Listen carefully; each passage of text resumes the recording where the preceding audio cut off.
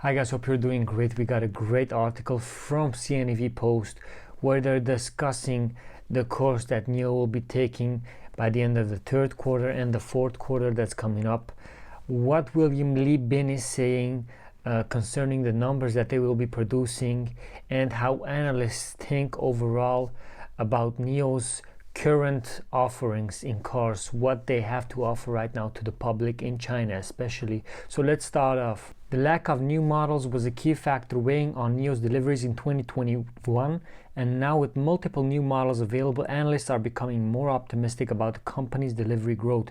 NIO's delivery guidance for the third quarter is ahead of XPeng Motors and Li Auto, which means its fourth quarter deliveries are expected to grow rapidly, said Ping An Securities analyst Wang Dean in a research note released today. The electric vehicle maker on Wednesday reported second quarter revenue that beat expectations and guided for third quarter deliveries of 31,000 to 33,000 units. As a comparison, Xiaopeng previously guided for 29,000 to 31,000 units and Li Auto for 27,000 to 29,000 units for the third quarter. Let's not forget, guys, that NIO is selling at a way higher price point compared to Xiaopeng and Li Auto. Li Auto is also selling right now in Europe, and their margins should get higher the more they produce, guys. So basically they're gonna have a lot more cash when you compare it to Xiaopeng or Li Auto. The margins are gonna be higher in the long term. NIO is on track to see record deliveries each month in the fourth quarter, said William Lee, the company's founder, chairman, and CEO, in a call with analysts after the earnings announcement. NIO's delivery guidance for the third quarter and delivery expectation for the fourth quarter shows that the company has gradually come out of the previous period of sluggish sales growth due to the switch between old and new models, Wang said in the research note. By contrast, Xiaopeng and Li Auto are currently in a period of transition between old and new products, and sales performance will be under pressure near term, the report said. However, the analysts also noted that they are also bullish on the competitiveness of the next generation models of China's leading new car makers, saying Xiaopeng and Li Auto are expected to emerge from their sales slump as new model deliveries grow. NIO delivered 10,052 and 10,677 vehicles in July and August, respectively, and is expected to deliver around 12,000 units in September, the analyst said. Deliveries of the ET5, the first model of NIO's NT 2.0 platform, began in late March, and deliveries of the ES7, the second model of the platform, began on August 28. With deliveries of the ET5, the third model of the new platform, to begin in late September, the analyst noted. Lee said on the call that he expects the ET5 to reach monthly sales of more than 10,000 units by December, and that is the stability of the supply chain that is currently affecting deliveries. By 2023, all existing models based on the NT 1.0 platform will be upgraded to the NT 2.0 platform. With the gradual introduction of new models, NIO is expected to take a new level of deliveries in the fourth quarter, the analyst said. The analyst also noted that NIO's revenue reached RMB 10.29 billion in the second quarter, the first time revenue exceeded RMB 10 billion in a single quarter, ahead of Li Auto and Xiaopeng. NIO's vehicle sales revenue reached RMB 9.57 billion in the second quarter, corresponding to an average revenue per vehicle of RMB 382,000, up more than RMB 20,000 from the same period last year and the first quarter, according to the analyst. This was mainly due to the upward revision of vehicle selling prices and the delivery of 6,749 units of the higher-priced ET7 in the second quarter, the analyst said. So basically what we're seeing is that the ET7, because it's selling more, it has a higher price point, NIO is going to get more money. But not only that, guys, we can see that we're going to have around 12,000 cars sold in September, guys. And when we're looking at what William Lee is saying, guys, he's saying the sales of the ET5 are gonna be 10,000 each month. Now 10,000 sales is amazing, guys, but doesn't mean that we're gonna see 10,000 ET5s rolling off the factory and going into the hands of the owners. No, it just means we're gonna have 10,000 sales. That's it. They're gonna be delivered in maybe like a half year, 7 months, 8 months. Those 10,000 sales that we're going to see, like for example right now, September, October, November, December, that's 4 months, that's 40k in sales, let alone the pre-orders, let's not forget that. So basically for next year we're gonna have at least, like, with the pre-orders together, at least 100k in ET5 sales, in ET5 deliveries next year.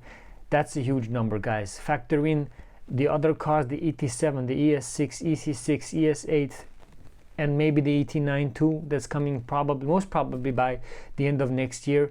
We're gonna have a lot of sales, guys, by next year. We're gonna have a huge ramp up from the way things are going right now. Next year, I do believe we're gonna have at least 200,000 cars sold, a minimum, guys. And I'm just being really, like, conservative right now, because the way NIO is expanding right now, it's really aggressively, rapidly doing the stuff that they are doing right now. The plant will be fully operational, guys.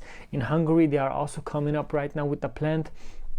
So I don't see anything that's really holding NIO back to grow in an international environment, in Europe, in probably the US too, not next year, but maybe in like 2 years. But the most important aspect that we got to consider when we're looking at news like this is the macroeconomic view of stocks in general, guys, because right now, when I'm talking about this news, all right, it's great news. We're very happy with how things are developing, guys. But we got to be honest, guys, when we're looking at Chinese stocks in general, we're in a pretty bad situation right now, because anything can happen with world politics right now, and world politics decide the course that's going to happen, like with the stock market. Alibaba, NIO, whatever it is, guys, they can all go down to 10% of what they are right now, and they can double or maybe triple, quadruple, who knows, guys, because basically it's really unpredictable the way the progress is going right now with the war. Instead of the war minimizing, it's really like getting bigger and bigger out of hand. Like every type of war scenario is right now possible. Not only Russia, guys, not only Ukraine, I'm talking about China and Taiwan, guys. Do you know how disastrous it will be when China gets into a war with Taiwan and the US? Basically all those chip suppliers are basically in Taiwan, guys. That's like, just for a moment, think about it. TSMC, all AMD, Samsung, whatever it is, guys, so many chips are supplied straight from Taiwan, guys. Nvidia, doesn't matter, guys, they are all there. So if anything happens to Taiwan, if those factories shut off, if they don't get shut off, if they get bombed to the ground, who knows what's going to happen with the world? Who knows what's going to happen with inflation?